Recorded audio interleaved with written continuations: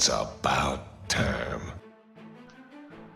Welcome, ladies and gentlemen, to the terrible tournament of fun. Yes, that's what they named it.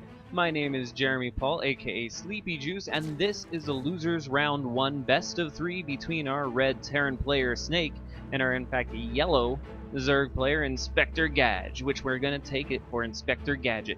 Now, we're going to be doing this first game on Derelict Watcher, and the basic thing we want to know about Derelict Watcher for this matchup is the large wide open space just outside of the natural going to the third. We'll normally see a lot of engagements in that area. We'll normally see a lot of marine splits and baneling hits, those kind of things, while the mutas are bouncing around. While we're talking about that, let's go ahead and talk just quickly about the metagame for a ZVT at the moment, and what we're planning on seeing, even though these are not super high level games, I don't believe, but they are fun, interesting games. What we're going to see as far as metagame for these is we're going to see the Terran going for that biomine build. We want to see them getting a lot of mines to keep the mutas at bay and to keep all the lings kind of just pushed back, and then force them to get overseers and be a little bit more cautious. And on the other side, we're going to be seeing hopefully a ling, baneling, and muta combination, which is a basic mid-game build for the Zerg player. So we'll see how they go as far as that's concerned, and we can see here that we do have the barracks coming down, and it looks like a bad rally on this command center. He's actually sending multiple SCVs down to work on this single barracks, and it doesn't make it go any faster. Those SCVs will just be sitting there. We do have some good scout coming in there. We have the gas going down. He's going to see that. He's also going to see the spawning pool first, so he's going to know that there's going to be lings out on the field to kind of keep his SCVs pushed back. He'll probably end up wanting to go for some sort of map control to push them back. It'll most likely be Hellions. So what we see is we have a pause there. That's okay. We're going to come back. We have the barracks coming down here with 3 SCVs trying to pick away at it. It does look like we still have the rally set up wrong on there. Meanwhile, we have a drone about to push this SCV all the way back to their side of the base. And at the same time, we have the orbital command coming down with that single gas still pumping out. So we're going to see some sort of tech here. Since he's not going, doesn't look like he's going to go for a command center right away. It looks like he's going to be going for some sort of tech. We do have the full wall off coming in. And it looks like finally we have the other hatchery, the second hatchery going down for the Zerg player. So we'll see where he goes from there. Now, this SCV looks like it's about to get trapped by this drone. The question is if this Marine's going to be able to pick this off. The drone's still going to try to go after SCV. SCV takes a shot at him and tries to pull back, and it looks like the drone's going to be the first blood on this game. SCV barely gets away. He's able to load down the depot and send that one back to work. Good control on the SCV. They're able to micro it away from the drone and actually pull it around behind the Marine so the Marine can pick off the drone. Now we do have speed coming down, and it looks like we have a baneling nest coming down right away too. So it does look like the Zerg player is going to go for that healthy mid game. Now, he's doing a lot of this tech really fast off of not a whole lot of economy at the moment. We only have the second hatchery going down. We already have the baneling nest coming down. We have, coming out of the Terran player here, we have 2 Reapers coming out. And it looks like he's going to start sending those a little bit of scout around the base and then come back towards the Zerg base. The Zerg's already going for his second gas before the second hatchery even finishes there. Slightly early. It looks like he's going to go very heavy on tech and not a whole lot of economy this game. But we do have the 2 Reapers out, and it looks like he's going to reposition the barracks here and start building a reactor on it. Now, most likely what will happen is he'll switch out the barracks with the factory there that's building and actually start pumping out Hellions to get some map control. We want to be able to push the Zerg back, keep them in their base, not allow them to have all the lings running around to kind of pick off our third and delay our mining on those. Now we do have the incoming Reapers. They're going to scout out the second base here, seeing that there's not a whole lot of drones there. We do have the Zerglings coming back from the mid-map, and we do have some Zerglings in the main here. They're going to try to sandwich in the Reapers here. The Reaper's going to jump down onto the low ground. All the Lings are going to roll back around. It does look like we're going to get one here. One goes down. The second Reaper goes up into the main. Fairly good scouting information there from him. Still sees the second one with only the 2 drones. Was able to see the baneling nest and gets away clean. The Overlord there is going to be able to see him go out, and he's probably not going to come back for a while until he's able to regenerate that health. Reapers, their benefit in mid-game is that they can regenerate that health and continue to poke in and get scouting information. Meanwhile, we do have a counterattack coming with all these lings, and we have a whole lot of lings in production also. muchlings, and these lings are gonna roll in, not see a second base here, and the Reaper's gonna jump up, and the lings have to do something here. These are all units that could be drones at this moment, so he's got to make some sort of use out of them, and it looks like he's gonna spot the Hellions and the Reapers, and at this point he's going to pull those lings back, hopefully not get them stuck there. Now it's gonna take a few shots from these Hellions, but the lings with the speed are gonna get away at this point. Now, going into what we see as the mid game here, we still don't have the second base set up for the Terran player. He has it built in the main, but he hasn't moved it down to the natural yet, but he does have a full 1-1-1 done. So he is going to be able to get air like attack as far as Banshees, or in this case he's going for Medivacs, which is a good choice if he's going Biomine. He has the factory with the reactor, so he's going to be able to get those Hellions out for map control, keep the lings to harassment to a minimum, and then be able to switch into mine. So that's all very good. Now we do see a lot of static defense coming down for the Zerg player. The Zerg player is going to be going for a very turtley feel here, which for not a whole lot of economy is a little bit interesting. He could be going for more offensive units, more queens. If he's really worried, he can go for roaches, but usually speedlings and banelings will take care of most of what you're going to get hit with, especially with the queens and their large range as backup. And then you just need one static defense to kind of help wall off the ramp so that the Hellions can't just run by and get in. Now we do see that the Overlord here has great vision of this little attack squad. We have, it looks like 6 Hellions and a Reaper, and they're going to come in and is going to push into the natural here. He's going to have a full no. He does have the Spinecrawler there. He's able to get a few good shots on those lings. All those lings get taken down to about, yeah, all of them are gone there. I was going to say a few survived, and he's just going to roll right past that Spinecrawler. He did not have a queen in position to hold it off there, and he's going to be able to get into the main here, and he's going to start taking down drones. Now, there's a fairly good SimCity on that top side with the Spinecrawler and the spawning pool in that great position, but he's not pulling any of the drones now. The drones are just sitting here being roasted. Now we do have the Hellions getting taken out by the spine crawlers, but how many drones are going to go down? Now we do have it all cleaned up, and it looks like we lost 7 drones in the process there, which brings us to a total of 22, which makes us less than, what, that's 15 under what the Terran player has, and that's never good. Terran player with a SCV lead plus mules, they're going to have a much larger economy, and as you can see with this economy, with that second base down now, he's going to start building quite a few more things. He has barracks coming down. He's going to build up that infrastructure. You can see we do have another command center coming down also.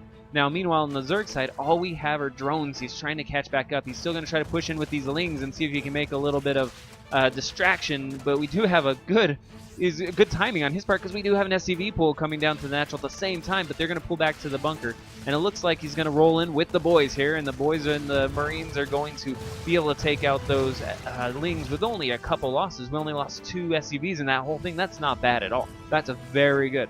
Now we do have the layer finishing up for the Zerg player, so he's going to be able to start going into mutas hopefully and start getting a little bit of that harassment and trying to keep that Terran player pinned back. Meanwhile, on the Terran side, we have the double upgrades. The engineering bays are done. The upgrades are starting right now. That's great. He's going to be a 1-1. Meanwhile, on the Zerg end, we haven't seen any sort of upgrades come down except for speed, and it looks like he's just now taking his 4th gas. So he went through this gigantic, huge tech up right at the very beginning, kind of ignoring what he needed for his economy, and then ended up making the buildings but not really making all that many units with the tech, and delaying the second half of it because he did not have the gas to do all he needed to. Now we do have a couple Widow Mines coming in here to the main base. They're going to try to pick it off, and it looks like he's going to get a hit on the Queen and the Overseer, but he's not going to kill anything. Those drones were able to skirt right by going down to the natural. That's great. Now the question is if he's going to get that second shot. We have the Overseer coming in. The Queen should be able to pick off both of these, but it's a question of positioning at this point. It looks like the first Widow Mine goes down, and it looks like there's a little bit of delay here because it's just out of range. And there we go. The Queen's going to try to pick off the second Widow Mine before it actually gets another shot off. Now, with the Queen picking this off, this means that both those Widow Mines, the time and the money, were a complete waste. They did nothing. There was no damage, no permanent damage, nothing that could be sustained. And meanwhile, we have double upgrades coming down for the Zerg player now, plus he's taken a 3rd down in the bottom right corner. Not normally, it depends on what kind of build you're going for. If he's going for mutas, which it looks like his Spire's right about to finish, it's not a bad choice because you can actually park your units in between the natural and that 3rd and actually have your mutas be able to bounce back and forth as needed as they float back around to the Terran base to kind of keep them pinned back. Not only that, but that 3rd base is protected by destructible rocks on the other side of it, so it takes a little bit of time for the army to get in. We do see the mutas coming down now. And We have on the Terran side, it looks like we do have the shields coming down to help the Marines out. He is going for a very Marine heavy force at this point, with basic units coming out being just the Marines and the medevacs and a couple mines, Widow mines. So he's going for that core element. It doesn't look like he's making a whole lot of push to get higher in tech. Now we do have a good spread of Widow mines here and all these Banelings coming in to try to take out this third, which is also being turned into a planetary. And that's not enough not enough Banelings, I don't think, to actually take care of an entire planetary with that first Widow mine shot that's going to go off. The army for the Terran player is going to skirt around the outside, not being seen by the Zerg player. He's going to come in. It looks like he's going to get one SCV kill for all those Banelings. Another not great trade. It's enough to hopefully try to keep that Terran player penned back so he's not going to keep moving out and keep pressuring our bases. It looks like we have the Terran army right now unseen by the Zerg player. He's going to be pushing down in that third. He's going to stuck at that destructible rocks we're going to talk about. That's going to slow him down. Remember, all those biomines cannot hurt those rocks, so it takes a little time for those Marines to get in. The Marines are at 1-1, however, and they're going to be going for 2-2 here soon. Now, we do have the Mutas coming in to try to take out this first turret. One Muta goes down. The SCVs are coming in to repair it, and it looks like a second Muta is going to go down with not a single bit of damage. The kind of theme we're seeing this game is we're seeing a lot of good harassment ideas that really aren't doing a whole lot of damage. We had the Widow Mine drop that didn't really do a whole lot. The Baneling run by into third, which didn't do much. We had the only 7 kills from the Hellions. Now, we have the army here coming in to take out the third, and it doesn't look like there's going to be any sort of resistance. Now, we would like to see these Widow Mines in the bottom right. We would like to see those up in front of the army so that the Terran player can actually pull back over them and actually pull the Lings into it without actually having to have them hit the Marines first, and then when the Widow Mines go off, they'll shoot the Marines also. So we want a little better positioning there usually, but it looks like he's able to take out that third base with no problem. He's going to actually fill up 3 medevacs here and drop directly into the main. We're going to see if he can get some damage done here. We do have the Spire right there in front of us, and even though the Evo chambers are there, it doesn't look like they're actually doing any sort of research at this point. He's stopping it to 1-1. Meanwhile, we have 2-2 coming down for the Marines. Here comes the Zerg army pulling in from the north side. The Terran army is going to pull back. Good Baneling hits on all those, and it looks like only one medevac is going to get out there with units. Meanwhile, we do have another army sitting there at the bottom of the ramp there, so they're going to push back those Mutas and try to get another push in here. So that was not a very good drop for the Terran player, but he's going to try again now that he has a little bit more take it back. This doesn't look like this is going to work out very well for him either. Good ideas. It's good to keep those Mutas pushed back. If they're defending their base, they have to go into a straight up fight with your Marines, and they can't be harassing your base. So we do have a couple Widow Mines here, and it looks like it's going to be 3 Widow Mines against 3 Mutas, and the Widow Mines win. There's not even not a single Muta survives there. That was a great shot. Now, so what we were kind of saying is we have the Marines here taking the normal third. We're going to try to hold it down, see if they go for an expansion, because that's the only way really he's going to be able to get back into this game, is he's going to have to mass expand and try to out-macro us. The Terran player has 3 full mining bases up at this point. He's up almost at 70 SCVs with mules is more than enough. Now it looks like the Lings are going to come in here, and if this Widow Mine doesn't get down anytime soon, and it does, and it only takes out 2 Lings, it looks like with all that's going to be cleared up, and it looks like the Zerg player is going to be able to expand there. We do have some good scouting here. We have this third base covered by the Widow Mine. We have the Marine running around. On the other side, we have a Ling covering the north bases, and also one heading down to check out the south bases. Good scouting from all the players here. We do have a 4th base coming down for the Terran player. He has 2-2 right about the finish. It's all very good for him. For the Zerg player, we're only at close to 40 drones, which is extremely low. That's not even enough really for 2-base saturation at this point. So he's not able to produce the units he needs to just keep up. And as you can see in this point, he's under half of what the Terran's player's supply is. He just isn't going to be able to keep up with this full 3-base going on 4-base economy, which is well timed because the main is about to mine out, so all the SCVs from the main base are going to be able to head down to the 4th. It looks like this is going to steamroll. Great mine placement there, nice setting up the retreat over the top of it, and it looks like the Marines are going to push in here. They're going to take down the spine crawlers and the corruptor, the single corruptor, which is going to try to take out the medevacs there, and it looks like that's a GG. There's a few roaches coming in, but the roaches aren't going to be nearly effective enough in just a quantity of 3. So great game there, great play by Snake. Actually really good unit supply, like unit mixture from Inspector G, just not enough of it. He didn't have the economy to back it up. But still, great game, the Snake, and I will see you guys for game 2.